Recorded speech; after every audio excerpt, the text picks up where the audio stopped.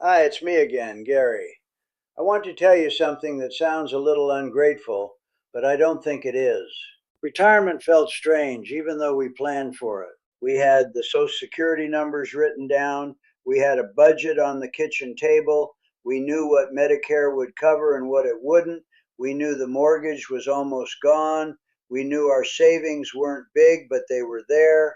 I had a legal pad with columns on it. Diane had a folder. That should have made it feel steady. It didn't. The strange part is nothing terrible happened. Nobody came and took the house. We didn't run out of money in the first month. The lights stayed on.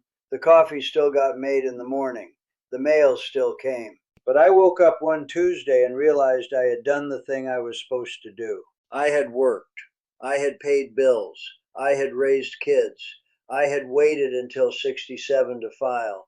I had slowed the business down the best way I knew how. And then I was just there, standing in the kitchen at 7:18 in the morning, holding a cup of coffee, looking at the back door like it was supposed to give me instructions. That was the part I didn't plan for. Not the money, not the insurance, not even the time, the feeling. You can plan the budget down to the dollar and still not know what to do with yourself when nobody expects you anywhere. And I want to talk about that today. Because if you're already retired or you're close, or you're sitting there with a folder like Diane had, thinking you've got it all figured out, well, maybe you do. But there's a different kind of strange waiting on the other side. And I don't think enough people say that out loud. You wake up and the house is too quiet. That's the first thing. Not peaceful, not at first. Just quiet in a way that makes you notice every little sound. The refrigerator kicking on. The neighbor's truck starting. Diane opening a cabinet in the other room. You wake up and nobody's waiting for you. No customer, no crew, no boss, no plant whistle, if you had one of those. No job site. No paint store opening at 6:30. And that feels strange.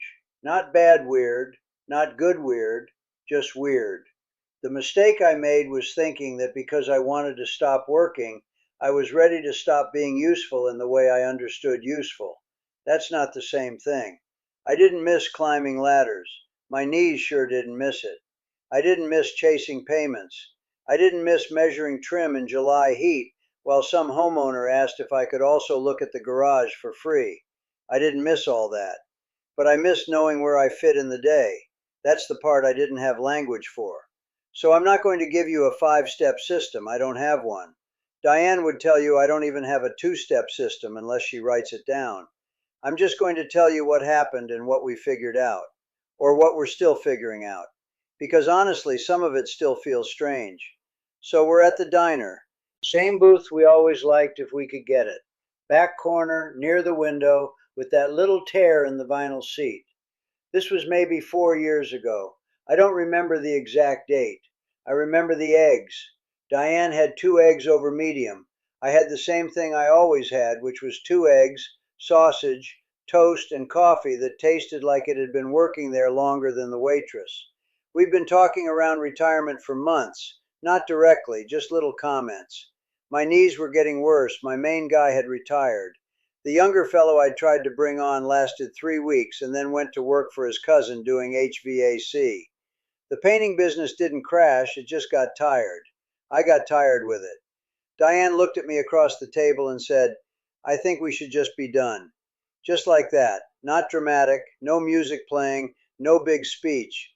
I remember buttering my toast and looking down at the plate like the answer might be under it. I said, "Done, done?" She said, "Yes, Gary. Done, done. That's Diane. She doesn't use 6 words where 2 will do." And I felt 2 things at the same time: relief and something close to panic, which annoyed me because I'd been complaining about work for years. I complained about ladders. I complained about customers changing paint colors after we bought the paint. I complained about gas prices. Then Diane says we can stop, and I get scared. That's a pretty dumb setup if you think about it. I looked out that diner window at the parking lot. There was a man putting a newspaper under his wiper because it looked like rain. I don't know why I remember that, but I do. And I thought, if I'm not doing this anymore, what am I? Not in some fancy way, just regular fear, plain as toast. I had been Gary the painter for so long that Gary retired didn't sound like a person yet. That was the realization. Not that retirement was bad, just that stopping work doesn't automatically hand you a new self. It just hands you time, and time is heavier than it looks. So I want to go through 5 things I've noticed since then, things I wish someone had told me before we sat down with the Social Security numbers and the yellow legal pad. Not because it would have changed everything. It wouldn't.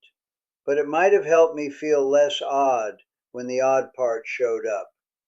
The first thing is this: a plan for your money is not the same as a plan for your days. I know that sounds obvious. It wasn't obvious to me. We had written down the bills: electric, water, car insurance, property tax, groceries, Medicare supplement, prescriptions, church giving, a little for Christmas, a little for car repairs, which is never little once the mechanic opens the hood. I had numbers. I like numbers because they sat still. Days don't sit still. The first couple weeks felt like a vacation. I slept a little later. I drank coffee slower. I watched a ball game in the afternoon and felt like I was getting away with something. Then week 3 came, or maybe week 4. That's when I started doing that thing where I'd walk into the garage and just stand there. I'd move a screwdriver from one bench to another. I'd look at an old can of stain and decide I should probably keep it. For what, I don't know. Maybe in case 1998 came back and needed walnut trim. Diane saw it before I did. She'd come in from her morning walk and I'd be standing near the garage door like a man waiting for a bus that didn't run anymore. One morning she said, "You need somewhere to put your energy." I said, "I'm fine," which meant I was not fine. I had a budget. I didn't have a Tuesday. That's what I figured out. A lot of retirement planning talks about income, expenses, Social Security timing, healthcare costs, and all that. And look, that matters. It matters a lot. But nobody had asked me what I was going to do at 10:17 on a regular Wednesday. That's when the strangeness came in. I wasn't sad exactly, I was unassigned. That's the word, unassigned. Like life had taken my name off the work order and hadn't put it anywhere else yet. So I started giving myself small jobs, not grand ones. I cleaned out one shelf in the garage, then another. I took the old paint cans to the county drop-off. I fixed the gate latch I'd been ignoring for 6 years. And I learned something embarrassing. I am happier when I have a small thing to finish.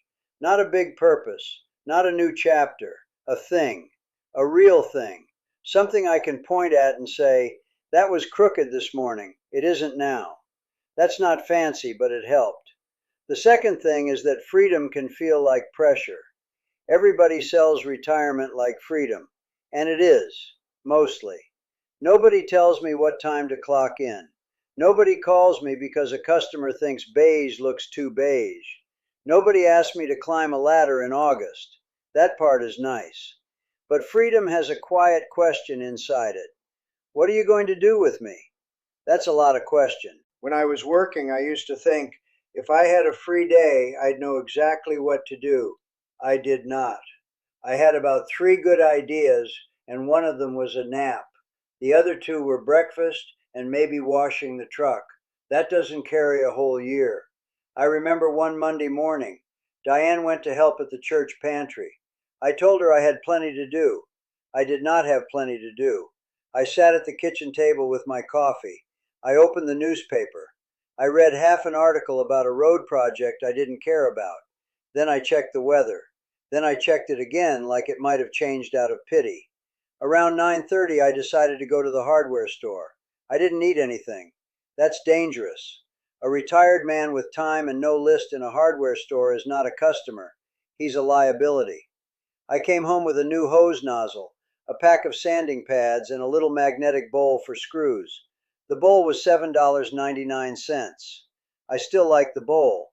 The hose nozzle broke in 2 months. Diane looked at the bag and said, "What project is this for?" I said, "Future project." She said, "Uh-huh." That woman can put a whole sermon in uh-huh. Now, I'm not saying don't go to the hardware store. That would be against my religion, probably. I'm saying I confused having open time with having direction. Those are not the same. Open time can start feeling like a room with no furniture. At first you like the space, then it echoes. I don't fully understand why that happens, but I think work made a lot of decisions for me. Even work I didn't like.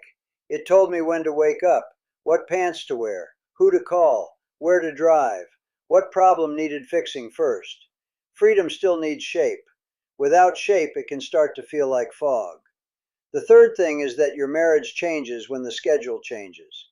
Now, I want to be careful here because Diane might watch this and I still live here.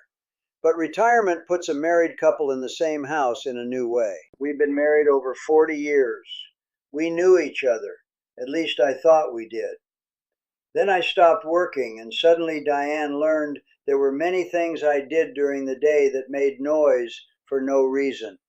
Cabinets, drawers, the garage door, the back door, the microwave beep. I clear my throat apparently like an old tractor starting in February. She told me that one afternoon. I said, "I've always done that." She said, "Yes, but now you're doing it here." Fair point. I used to think Diane loaded the dishwasher wrong. This was a private opinion I held for many years. Then retirement gave me extra time to be stupid. So one day I rearranged it after she loaded it. Don't do that. I'm not giving advice, I'm just describing a mistake made by a man who wanted to live dangerously without realizing it. She opened the dishwasher, looked at it, and said, "Did you fix my dishes?" That was the phrase, "fix my dishes." I knew right then I had stepped into a hole I dug myself. I said, "I just moved a couple things." She said, "Gary." Just my name. That's all. We had a little quiet after that.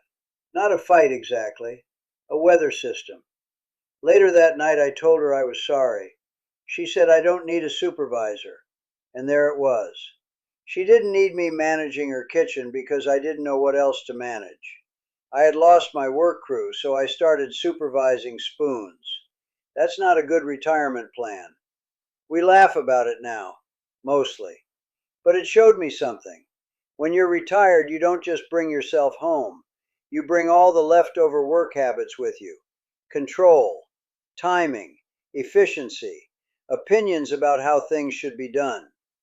Some of those habits helped me make a living. Some of them were annoying at 2 in the afternoon in a house with one other adult. Diane and I had to learn a new kind of space. Not distance, space. She has her morning walk. I have my porch coffee. She has the pantry. I have my little projects. We meet back up without stepping on each other's feet all day.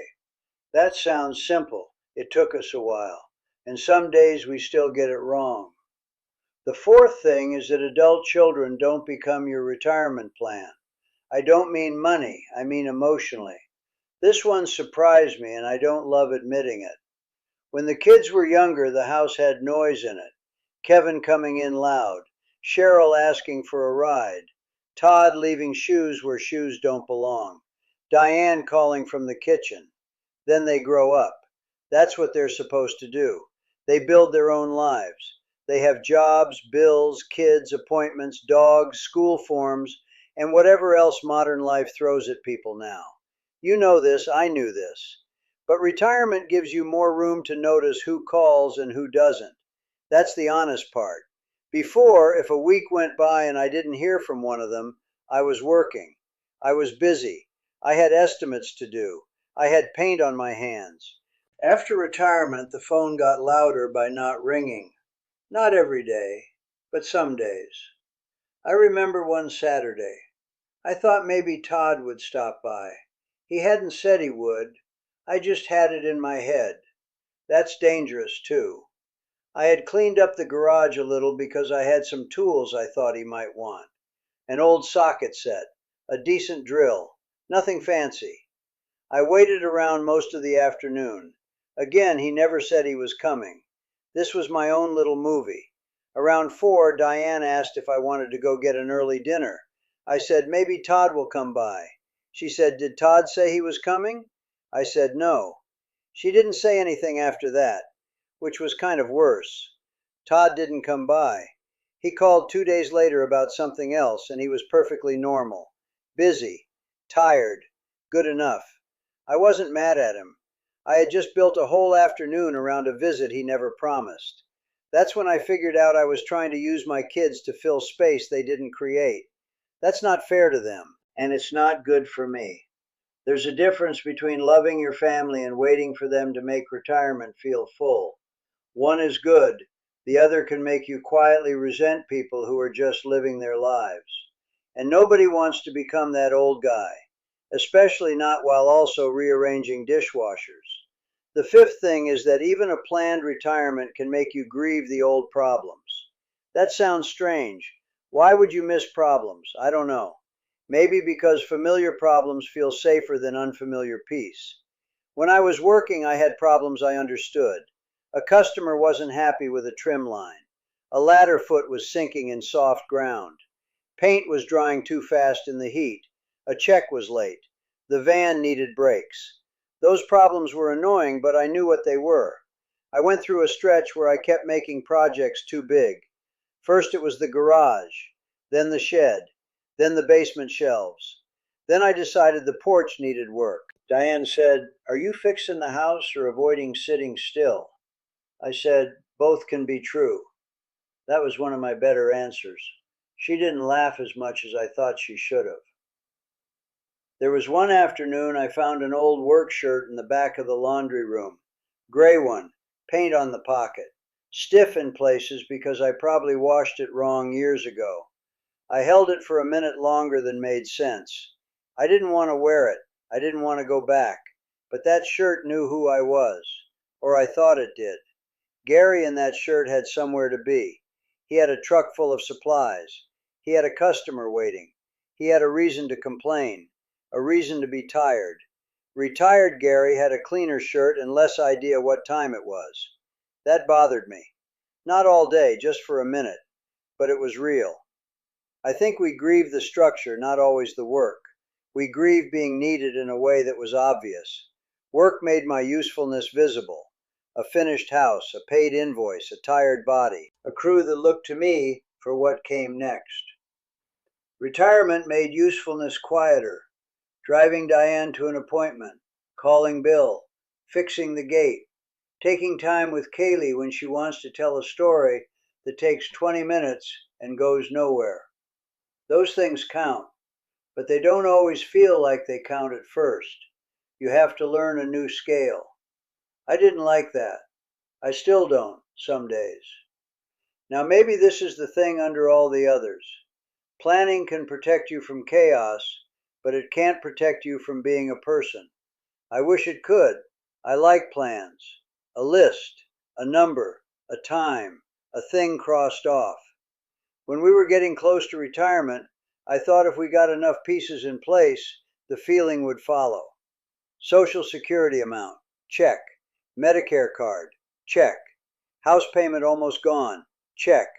Savings account not impressive but not empty, check. I thought peace would arrive like a receipt. It didn't. Peace came in pieces. A morning where I didn't feel guilty sitting on the porch. A Tuesday where I knew what I was doing before lunch. A phone call from Cheryl where I enjoyed it without wishing it lasted longer. A hardware store trip where I bought only what I went for. That last one took growth. I don't want to brag.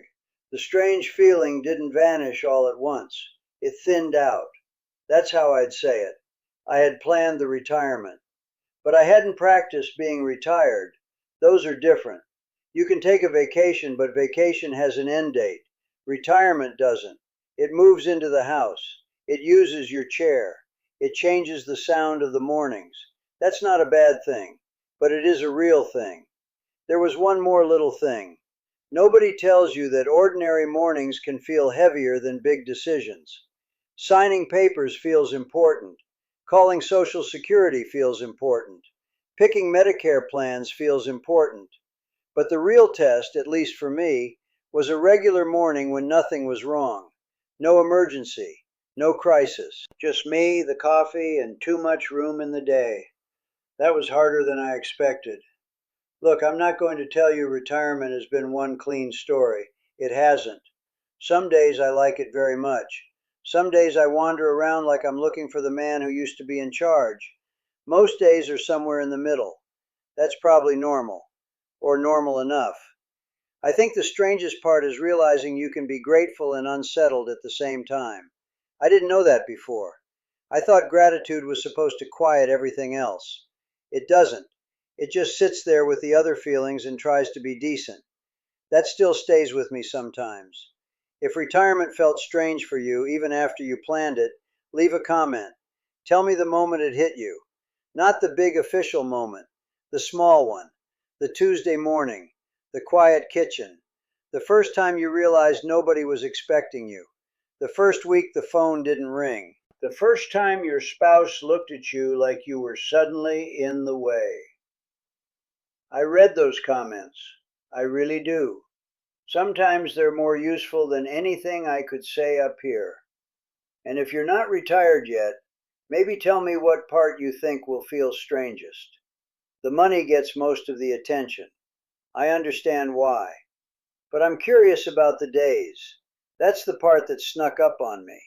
Anyway, that's all I've got. Take care of yourself.